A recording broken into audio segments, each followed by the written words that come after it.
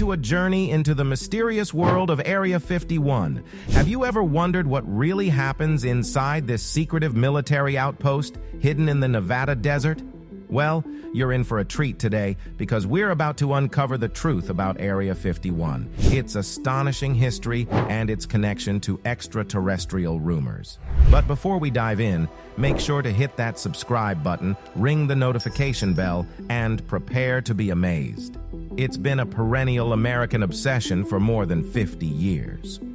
It provided a shadowy backdrop for shows like The X-Files and movies like the 1996 summer blockbuster Independence Day. And in 2019, this well-known but little understood location took over social media when one jokester inspired millions of people to RSVP yes to trespassing.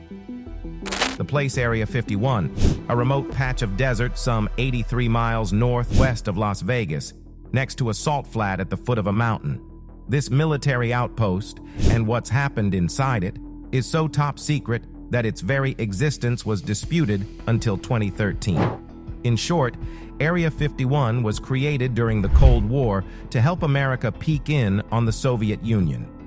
But because of its clandestine beginnings and cutting-edge tech, many Americans came to associate the base with extraterrestrial ships and little green men. So what is Area 51 really? What do we know for sure? How did a Cold War espionage operation become associated with theories of deep state cover-ups of crash-landed aliens? And why did dozens of people put their lives on hold in September 2019 to drive into the Nevada desert to stand outside of it? Here's what we know for sure. And what secrets are yet to be revealed. Spy games and unmarked planes. Here's what we do know about Area 51. Today, the U.S. Air Force uses the 38,400-acre patch of desert as a training site. Sometimes called the Nevada Test and Training Range, the base is located next to a salt flat called Groom Lake and is home to some of the longest runways in the world. The closest town is Rachel, Nevada, population 54. The airspace above the base is extremely off-limits, and the land around it is peppered with warning signs to would-be trespassers. We also know that workers aren't commuting there by car. Air traffic control audio out of a private terminal at Las Vegas McCarran International Airport suggests that government-owned passenger jets flying under the name Janet Airlines make daily flights to and from somewhere in the Nevada desert. If you ask air traffic control, that somewhere is Homey Airport, KXTA, otherwise known as Area 51. Through the years, the base has also been called Dreamland, Watertown, Yuletide, and Paradise Ranch. A war wakes up the desert. Not much was happening on this swath of land before World War II. In 1864, prospectors discovered silver and lead around Groom Lake, Salt Flat. A man named Patrick Shahan built a humble homestead and founded Groom Mine in 1889. The Shahans' homestead was about as isolated as it gets. Las Vegas wasn't even founded as a city until 1905 and was inaccessible by railroad until 1906.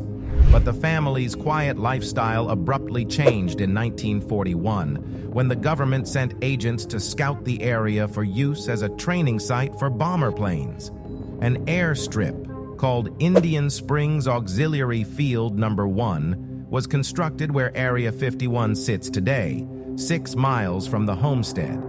In 1951, the United States Department of Energy began nuclear detonation tests at the Nevada Test Site, 20 miles from the Shahans' homestead. After WWOI, the military training airstrip fell quiet, but not for long. In March 1954, President Dwight D. Eisenhower was worried that America's lack of knowledge of Russia's military developments might leave America vulnerable to attack. So Eisenhower recruited a panel of experts to figure out how the United States could use science to thwart a potential Russian attack. One thing was clear: The U.S. would need eyes in the skies over the Soviet Union. And once America had a blueprint in the works for a cutting-edge surveillance plane, a secure location would be required to assemble and test it. A scouting group flew over Groom Lake. From above, they could see it was remote, unassuming, and it already had an airstrip. It was perfect. That's how Area 51 was born. In the early days, Lockheed engineer Kelly Johnson nicknamed the base Paradise Ranch. This was Johnson's way of making the arid patch sound more appealing to potential staff.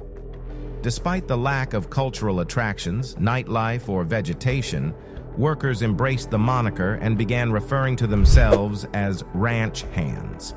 Area 51 quickly became a favorite location for the CIA's classified airborne espionage ops. But as projects became more technologically complex, the bare-bones facility needed major upgrades.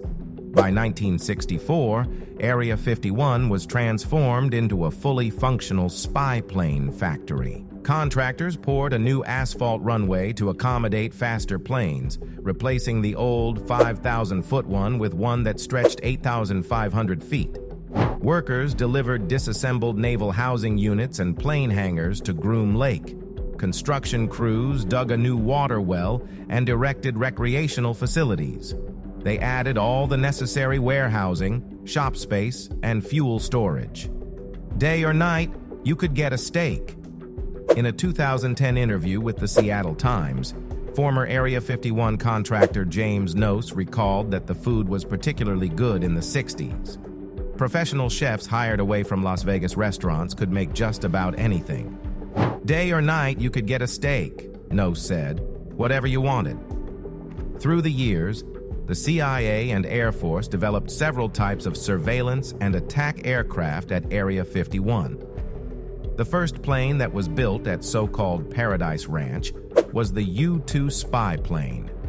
Subsequent projects included the Lockheed A-12, the SR-71 Blackbird, and the stealth F-117 Nighthawk attack aircraft.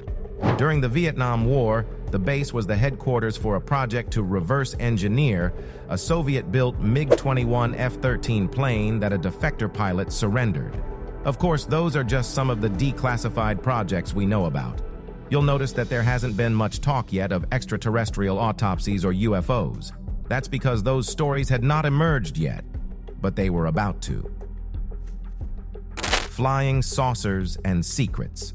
In the late 1950s and early 60s, calls and letters about UFO sightings trickled into air traffic control and the Air Force. These reports were, in large part, coming from airline pilots flying from east to west at dusk. They reported seeing fiery discs, flying saucers, at altitudes too high for any man-made plane. At the time, as far as the public knew, even the most advanced military aircraft flew below altitudes of 40,000 feet. The U-2 spy plane that the CIA was testing at Area 51 flew above 65,000 feet. The Air Force began a program in 1952 to investigate UFO reports. Operation Blue Book, as it was dubbed, checked the details of each UFO report against the CIA's top-secret flight logs. Once all the notes had been compared, civilians were told they were witnessing a weather phenomenon. This only fueled the rumors that aliens were joyriding in the skies above America. Decades later, one man's unsubstantiated claims would solidify what many people already suspected.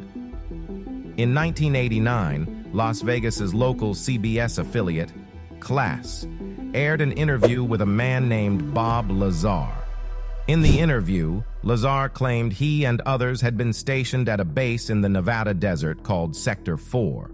Lazar said Sector 4 was underground, connected to Area 51 by a vast, miles-long underground rail system. He said that they were working to reverse engineer an antimatter reactor-powered alien spaceship. No record of Lazar ever being employed by any government or military organization has ever been found.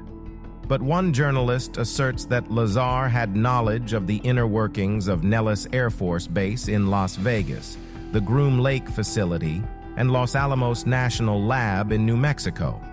The existence of the base became America's worst-kept secret in the mid-1990s. Though passing references to the base had appeared in the media before, the first major Hollywood production to specifically feature the base was the 1996 summer blockbuster turned cult classic, Independence Day. More recently, it was social media that brought attention to Area 51. In June 2019, 21-year-old college student Maddie Roberts decided to create a Facebook event. He called it Storm Area 51, They Can't Stop All of Us, and said it would take place September 20th. Roberts didn't think anyone would give the event, which he created as a joke, more than a passing chuckle. But within a few days, more than 2 million Facebook users chimed in to confirm their attendance. The Air Force issued a stern warning discouraging people from trying to gain access to a military base. Despite the warnings, around 1,500 people packed their campers and headed into the Nevada desert with your standard alien-centric festival kit, Roswell-inspired onesies, inflatable aliens, and the like. 40 bold individuals did make it as far as the outskirts of the base, but they mostly just chanted for a while and then dispersed when confronted by law enforcement. One arrest was made for public urination. Keeping our eyes on the skies, that's about all we know about Area 51. As for UFOs, there's a bit more. The government's investigation of unidentified phenomena did not end with Operation Blue Book. The Senate Intelligence Committee is holding out hope for more military transparency. Members want the information from the Pentagon's task force to be available to the public. But when it comes to intel on hostile invaders, most officials would rather focus on the threats here on Earth than on tales from outer space. And there you have it, the intriguing story of Area 51.